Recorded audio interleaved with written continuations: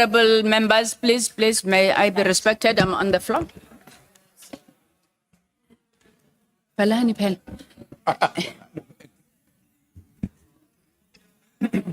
Shenyo, can you close the door, please? Thank you.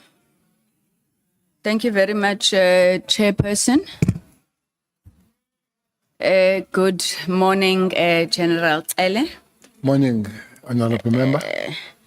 General, I think if we were being fair to yourself and ourselves and everybody who has been following these proceedings, we should actually say that there are no further questions. I do think personally that your testimony has been frank, very accountable. You took accountability for a lot of things. Obviously, there will be some amongst us, and I think South Africans who are watching, who will think that you should have made different decisions, value judgments, perhaps even raise some ethical dilemmas. But I do want to thank you and commend you for the frankness with which you have conducted yourselves in these proceedings. Maybe just a few things from me, General, and I really won't be long. I don't want to leave with a incorrect misperception, especially around the infiltration of criminal syndicates within the SAPS. Before I go to the judgment of Judge Tulare, in paragraph 30 to 32 of your witness statement, you spoke about the appointment of Ms. Ria Piecha as the National Commissioner. Is it your testimony that you believe that that is when the infiltration started, or is it something that had been there all along? Thank you very much. On the comment you made at your opening statement, I do want to make it forward that trying to do the best I can, it doesn't mean that I don't have faults. And I would not sit here and act as a perfect human being. I'm not. That is in relation to your opening statement. I have to first understand if things that Piecha did were deliberate. There is one fact that I would accept wholeheartedly. She did not understand the environment that she was in. Is a tough, difficult, energy-sapping environment, very manipulative and so unscrupulous environment to be in. So her having not any form of resemblance of the experience would be two things: make serious mistake or seriously manipulated for the outcomes that are known by those that are handling her. And I believe it was both. Thank you very much, General. So then all of this happens, you're removed as the National Commissioner, you now come back as the Police Minister. You're obviously aware of some of the weaknesses in the system, whether deliberate or emergent. Do you think that during your tenure as Police Minister, you would have done enough to deal with the challenge of infiltration in particular?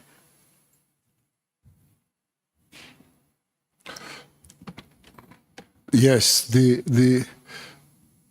it's always good to think from the positive side that I could have done better. In the reflection, you say yourself, I could have done this or that.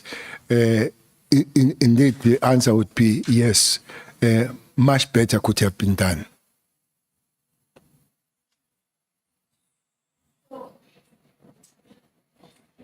Sorry, General. I don't know if this question has been asked. It's in two parts. Firstly, criminal intelligence. We've obviously focused a lot on it in this ad hoc committee and the instability within criminal intelligence. Now, as you were delivering your testimony, you attested to the fact that the senior echelons of leadership were not fighting during your tenure. I do want to ask General a pointed question, and I know it's your opinion, But what do you think is causing this current instability within criminal intelligence? Like, ngesiZulu kuthiwa kubangwa ini, you know, because we're sitting in this ad hoc committee, running around in circles, trying to pinpoint a reason. Is it because the minister overstepped his authority? Is it the tender? Is it factions? What would be your opinion? Obviously, being familiar with the environment and the participants in the process, what is causing the instability? Honorable Member, the turmoil is not in the crime intelligence only, it's across the board. Crime intelligence turmoil is long. I don't know what's your age, but it might be of your age. It's very long. Starting with Mkhwanazi. Sorry, are you saying I'm very old, General? No. Oh. It falls within the new. I talk about the new dispensation. We should be some 29, 30 years. So the crime intelligence, put it aside, it's turmoils. It has been always there. Whether it's Mkhwanazi, whether those that were acting, whether it's Jacobs, whether it's who is there now, whether it's Khan, whether it's Kumalo and all that. But this one of across the board, where you see something that you just shrink to look at, when the Deputy National Commissioner takes Commissioner to the court, usually Commissioner would write the statement defending the Deputy National Commissioner. But the National Commissioner here writes the statement, the affidavit against the Deputy National Commissioner. It's a hell. It's a serious turmoil. How it came about, Honorable Member, I would be presumptuous. But I think somewhere, somehow, center did not hold for this thing to happen. And it's unfortunate that it has, South Africans, at a certain given point, they had a trust and respect of the police. 2010, it was a good thing. 2011 was a good thing to pay South African police. But it has dwindled. At one time, went to 21% and all. I don't know if the survey can be done now, what percentage can be there. But it's there to see to it. That is bad. My answer without pointing anywhere, center did or does not hold. That's why we're here. Thank you, General. So one of the other things that we've been grappling with is the issue of authority and the power of ministers. In your view, General, what is the role of the minister and what power does the minister have beyond directives? We are in a quagmire, for lack of a better word, trying to figure out where this political administrative interface starts and ends. There have been views that says if a minister cannot direct a DG to do something, it becomes absurd, because what then becomes the role of that minister? Is it only just executive oversight? But then, you know, ministers are blamed when things don't get done. So can you tell me, in your own understanding, the role and the power of a minister? Maybe even, is it just directives? And what can the nature of those directives be? Honorable Member, I hope I'm correct here. Those that are dealing with constitution will help me. It looks like, if not is one of the departments that are in the constitution. Police. I don't know if the Department of Health is in the constitution or Department of Social Welfare is in the constitution. But the elaborated department in the Constitution is the Police Special 205, Section 205. Therefore, is a very small area of maneuvering of whoever works there, whether a minister or we are a national commissioner, because both of those are prescribed in the Constitution. If you go through the Constitution, that you will be 205, 206, 207, even in the legislation, the big role of policing falls on the shoulders of the national commissioner rather than the minister. The only problem is that people that must go back to the community, give the reports, are the ministers rather than the national commissioners. So developing the policy, no matter what you develop on the policy, do you want to happen, but you can't be unconstitutional, because Constitution is very clear what the police must do. I did say yesterday that I was even very skeptical when Mkhwanazi was debating the matters of devolution of power, which is politics, pure politics. It's got nothing to do with operations, I think. When you look, the Constitution says the job of the police is to uphold and enforce the law. There is nowhere that says and change the law. So it's not their job.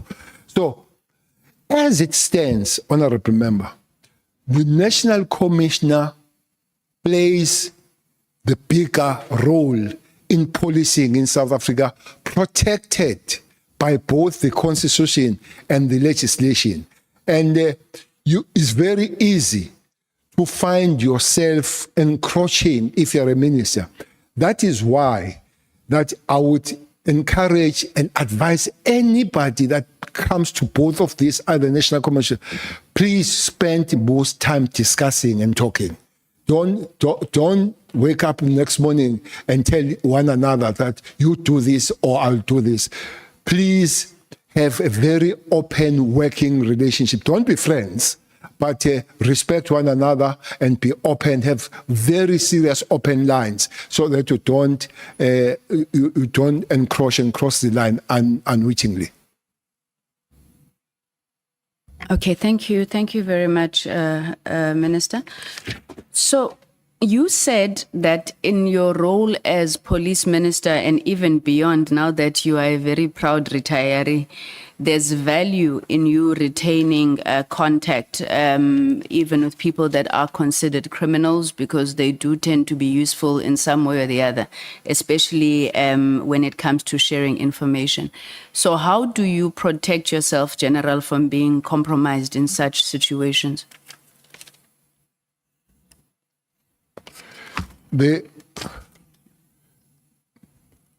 You see, the work of the police, that will include the ministers. One of the biggest weapon is an information, and then you put that information in operation. Then the criminals, they know that, and the criminals, they work to win. Criminality and not having criminality is a very contested terrain, and it's an international phenomenon, honorable member. I've just seen now what Americans have done to Venezuela because of the drug cartels. If you go to Mexico, there are wars that are in the Pacific. There are high ocean wars where the drug cartels, they buy submarines to push their drugs from Mexico to America. So it's a very thin line that you can't guarantee that you can't be compromised. The criminals will forever, not the police, not the Minister of Police, whoever is in authority, they will have to find the way. Looks like you need to keep checking yourself and ask other people to check if you have not crossed the line. So for me to say you can't be compromised, that's guaranteed, it will be folly, because you want to win against criminals. Criminals want to win against those law enforcement agencies in whatever form. So it's an area that needs to be cut all the time. That's why you find people from the law enforcement compromise, because it's a very contested terrain. Okay, in that very contested terrain, General, and based on some of these relationships that you've had, were you ever a handler then, General? Did you handle any people, or it was just you getting information? I'm also looking now for that thin line that you were talking about. Ever a handler or not? No, I've never been a handler. Okay, it's fine. I won't push you.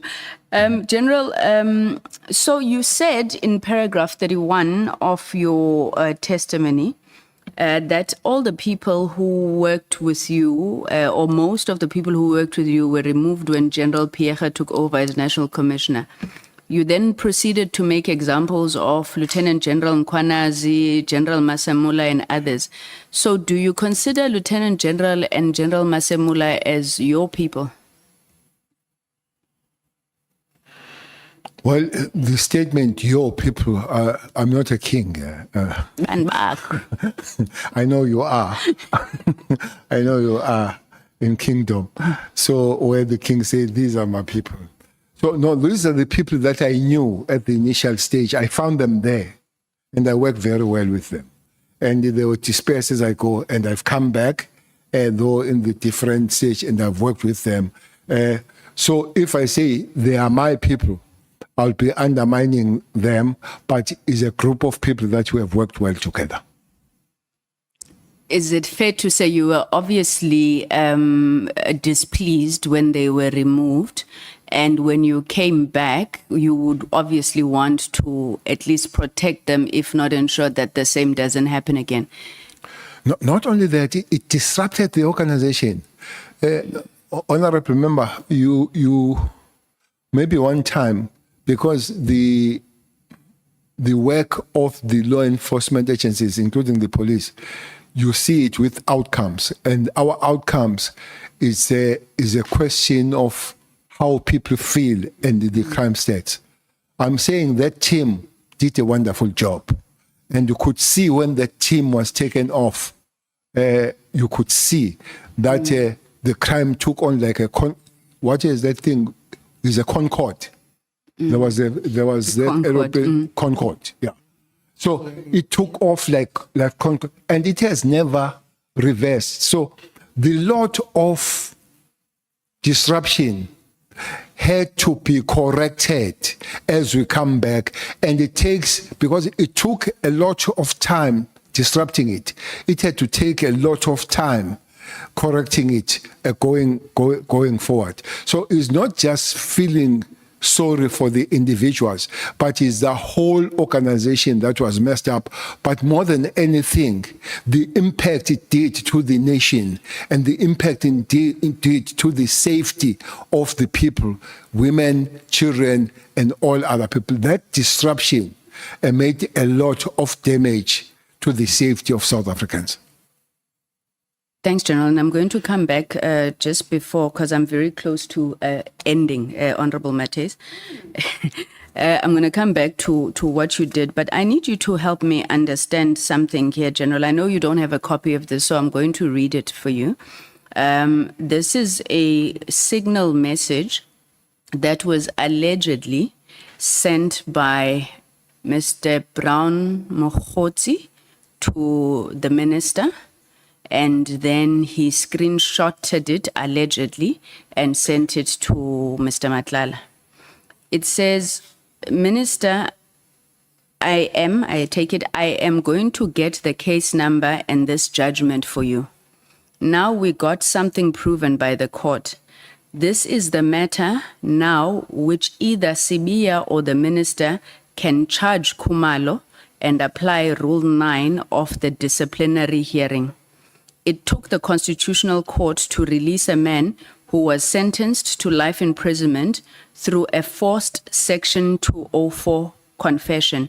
Imagine, Comrade Senzo, after 30 years of democracy, having this kind of policing. I've been struggling with this message since we started, and the case, by the way, it's Makhala. I think it's Makhala versus the NDPP that he's referring to, and I think Makhala law was sentenced to life imprisonment, but he had a Section 204 confession that was extracted by force, he claims. When you listen to this, would this have anything to do with that false affidavit of Mr. Matlala, where Rule 9, in terms of the disciplinary hearing rules, speaks to how Khumalo can be charged? Would you draw any relationship parallels between these? Well, for me, I don't know why. Maybe somebody will explain. I found Khumalo being a target. He might be him and other people, but he's always on the center of being a target. And I find Sibiya always a person that is ready to shoot at Khumalo. Sibiya would have his allies. Either it would be Mkhwanazi, Matlala, and the minister. And Khumalo would have his allies. Either Masimula, Mkhwanazi, and the former minister.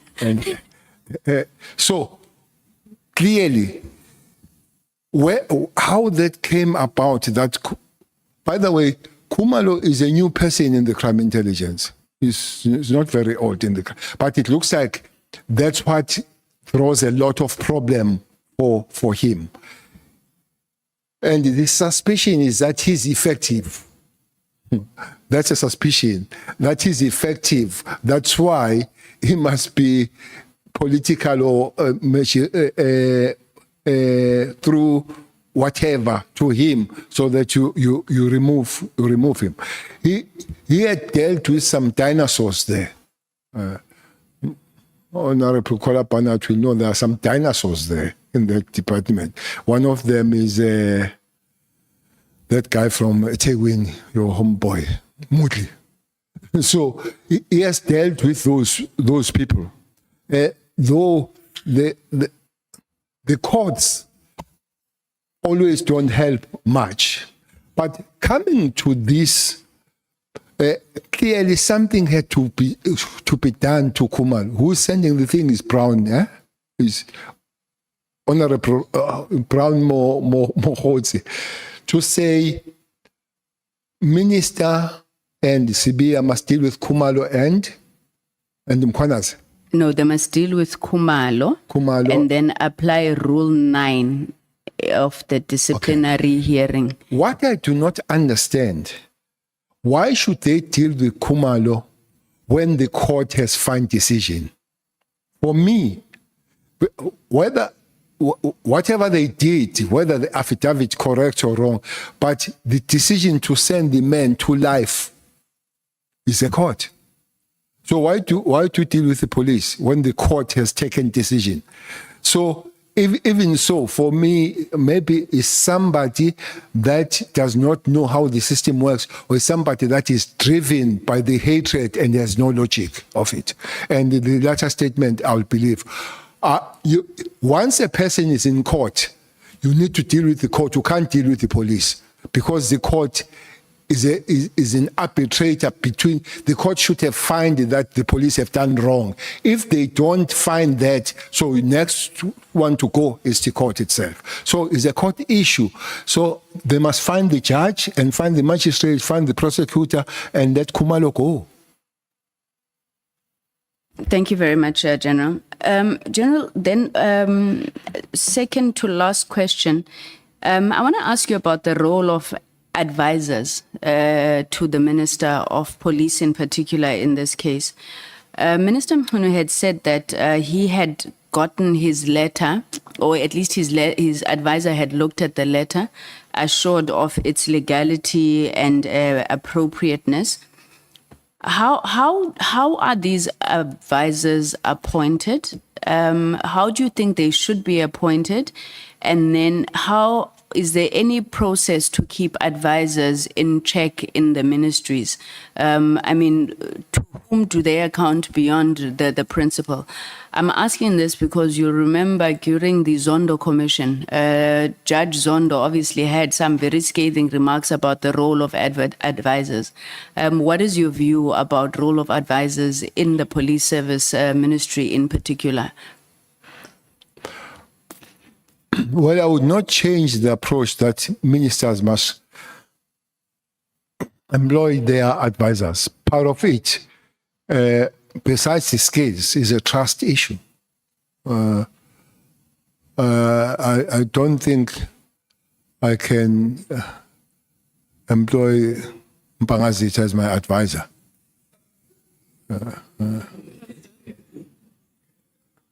I don't think so, because the advisor must be aligned.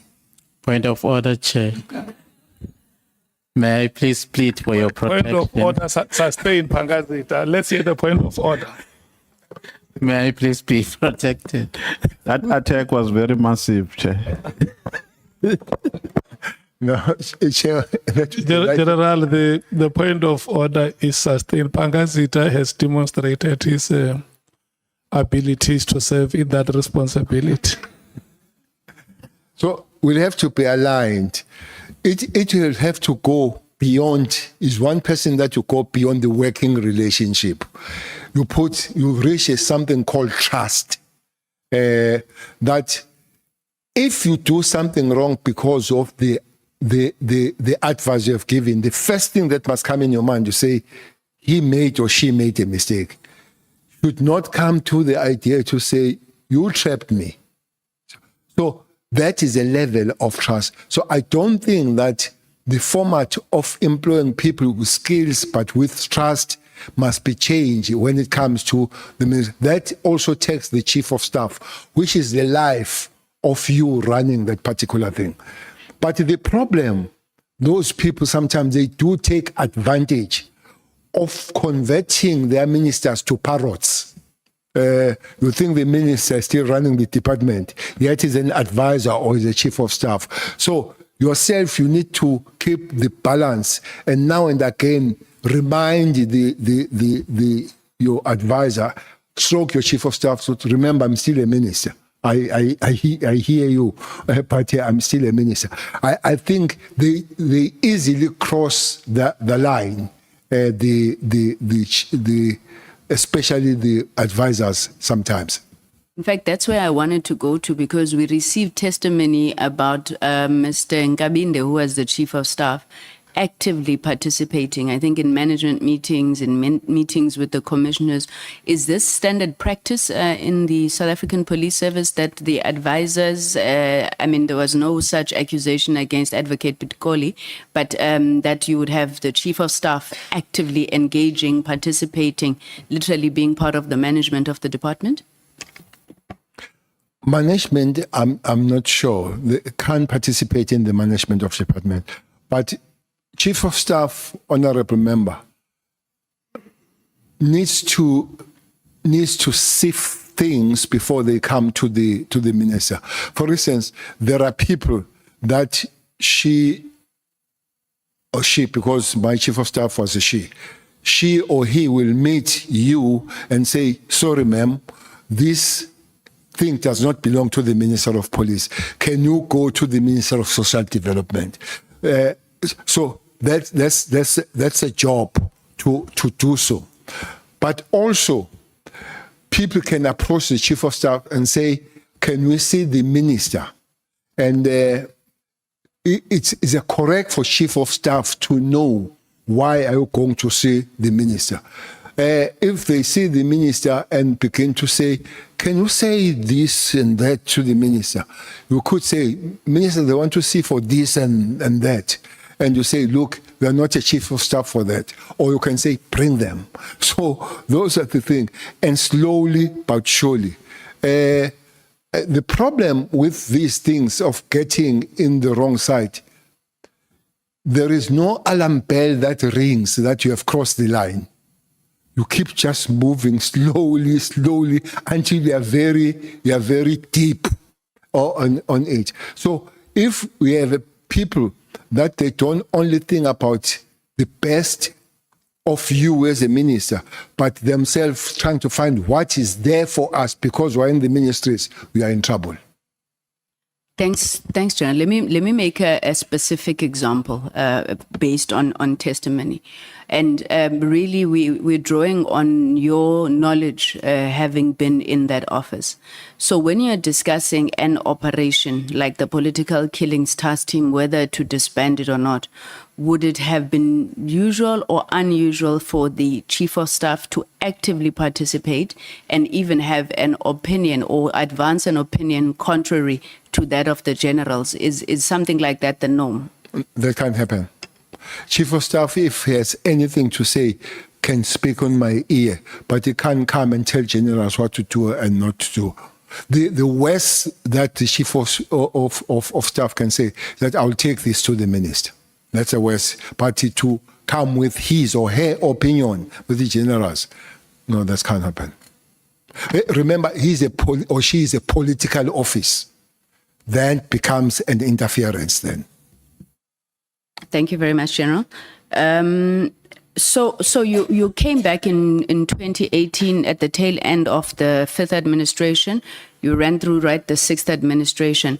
In 2018, there were a number of reforms that government, led by the president and yourself, committed to, especially around strengthening the criminal justice system, strengthening SAPS.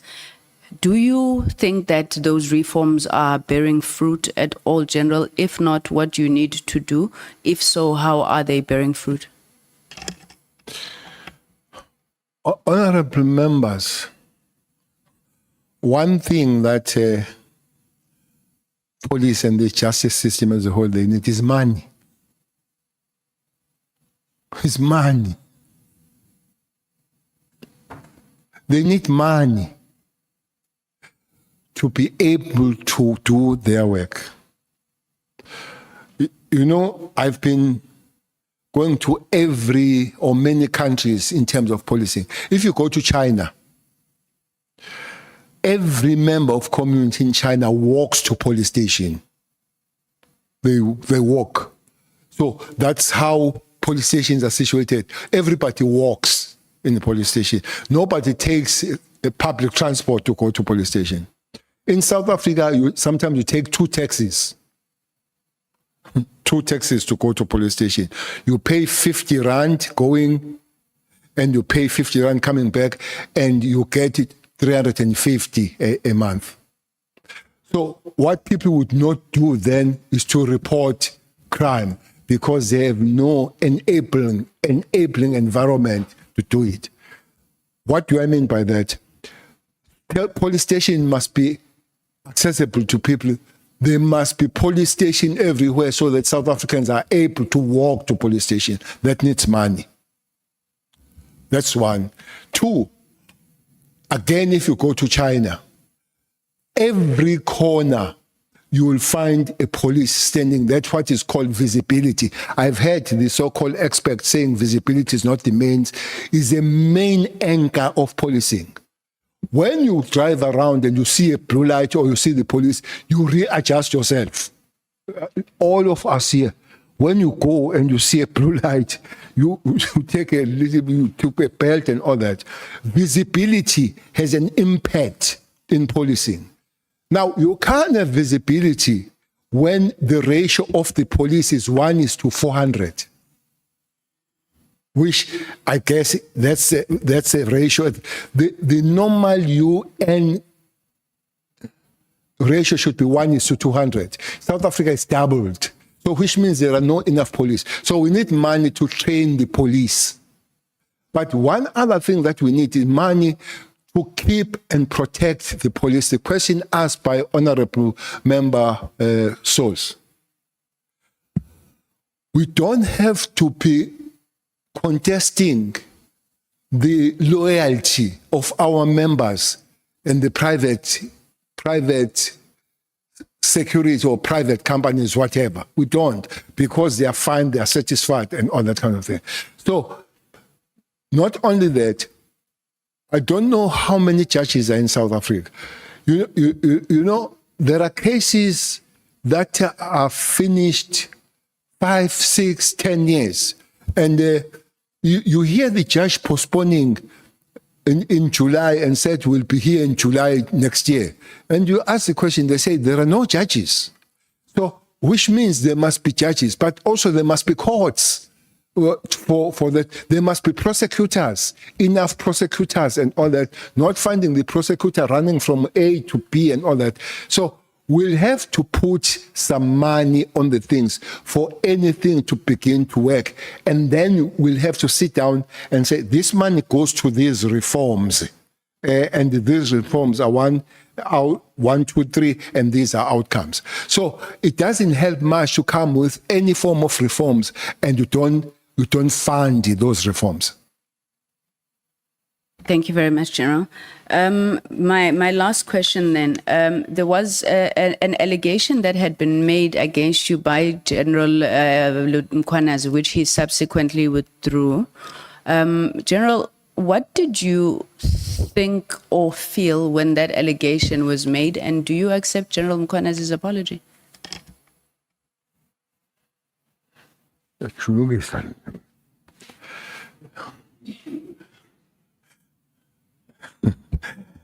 Chairperson, I was told yesterday evening that everybody wants to be Khumalo because they say former Minister Celis, he loves Khumalo and defends him. Honorable member, one police officer I like is Mkhwanazi. Not because it's Mkhwanazi, not because it's beautiful or what, no. Because he knows his work. But Mkhwanazi is a human being like me and you. He's got his faults. I think one problem that has happened about Mkhwanazi is the South African society that have sang him hallelujah.